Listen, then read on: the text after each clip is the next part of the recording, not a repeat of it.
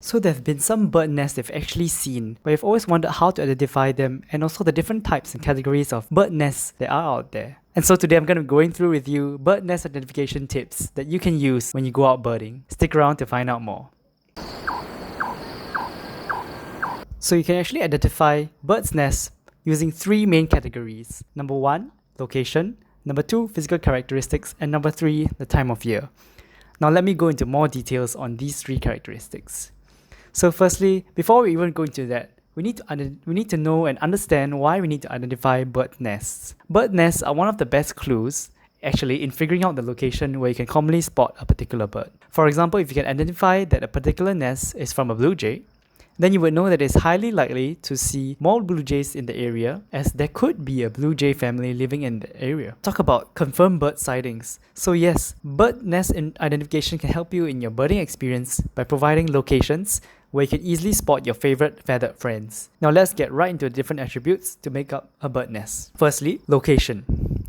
Firstly, you want to look at the location of because it's actually the most obvious out of all the characteristics of a bird's nest. So we'll start with location. Different environments and ecosystems house different kinds of birds and thus different kinds of nests. In this, the same principles to identifying a bird apply actually. So if you're near the shore or water, the nest would possibly belong to a shorebird or even a duck or even a water hen.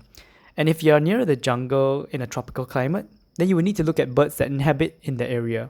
If you're located in a place with high altitudes, then you can consider birds that only live in high altitudes. If you're in a barn, you can consider birds that like to nest, especially the barn swallow or even an owl. If you happen to spot a bird in your housing estate, it could possibly belong to a bird commonly seen in your area. Next, you will need to consider the nest location, the exact location of the nest. What do I mean by this? What I mean is actually the immediate location of the bird's nest. For example, if the nest is on the ground, it could possibly belong to a nighthawk or a nightjar.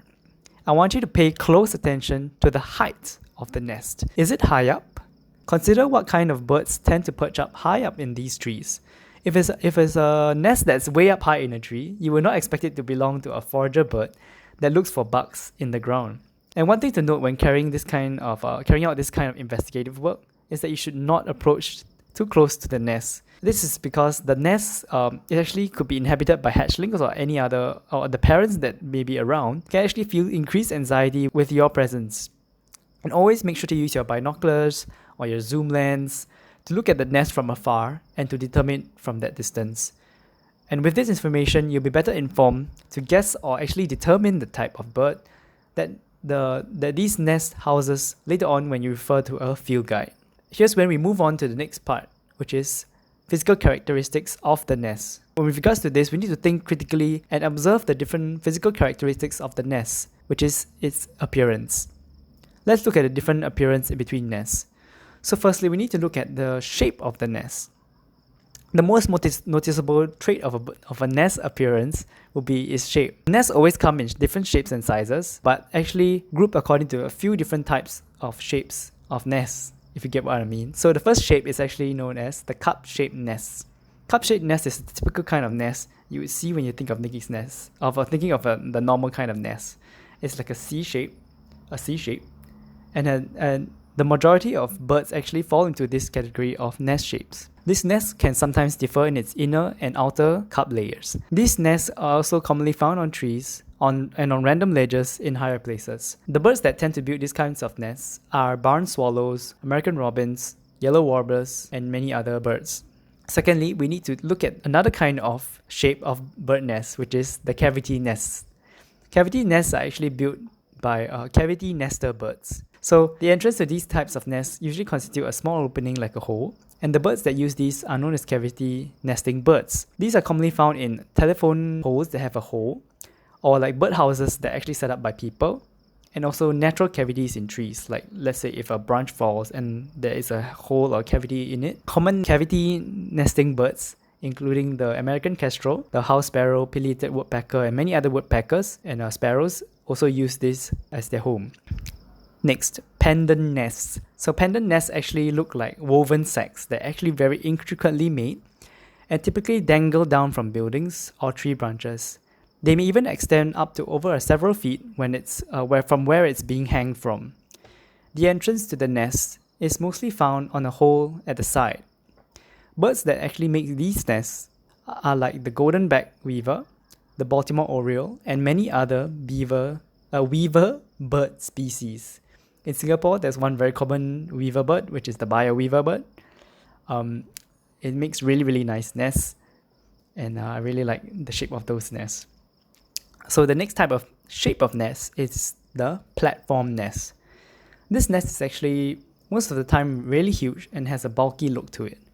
Its surface is typically flat and has like a little depression right in the middle. But it's not as deep as a cup-shaped nest. The birds that use these kind of nests are typically larger birds and birds of prey, such as the great blue heron and the bald eagle. Next, we need to look at the size of the nest. Take note of how big the nest it is in relation to the surroundings. I would definitely recommend taking a picture of the nest, and then, of course, without any camera flash, you can document your findings and refer to the nest later on when you're at home. One thing to note in general is that the bigger the nest, the more likely it belongs to a bigger bird, because obviously you will need a bigger nest to fit a bigger bird. Next, we need to look at the nest materials. Now that you have known the general appearance of the nest you have in mind, you'll want to look closely at the material of the nest. Is the nest made of mud, grass, or moss? As different birds use different materials for their nest materials, this can be a good clue on what kind of bird made these nests. Firstly, you figure out the primary component of the nest so that you have a good idea of what bird to find in your field guide or online resources. If you head down to my website, I'll give you a few different examples of different nest materials that birds actually use, and then you can use these materials to kind of identify the rough species of the bird that you're looking for. You can go to birdingoutdoors.com/nests. birdingoutdoors.com/nests for this table that I made of where you can refer to a bird and its preferable nest materials. So thirdly, we need to look at the time of year. So the time of year actually is really key in identifying birds' nests.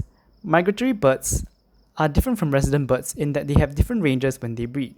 Usually, if you spot a bird's nest during the early springtime, these would belong to resident birds. But migrants tend to come in later in spring and in summer. However, this is only applicable to if you live in the northern hemisphere or in America. Keep this in mind when you go looking for your bird nest with a field guide. So actually, I have 2 more points on this on how to identify a bird's nest, and I feel that really important. So please make sure you go down to birdingoutdoors.com/nests for 2 other ways you can identify a bird's nest. When you head to my website, I have a really nice table where you can actually go and look and see. And so I have some links to some resources such as Nest Watch. You can go there and learn more about nests and how they relate to birds and their identity. So make sure to go to birdingoutdoors.com/nests for my blog post. That's all for me today. Thank you. Bye.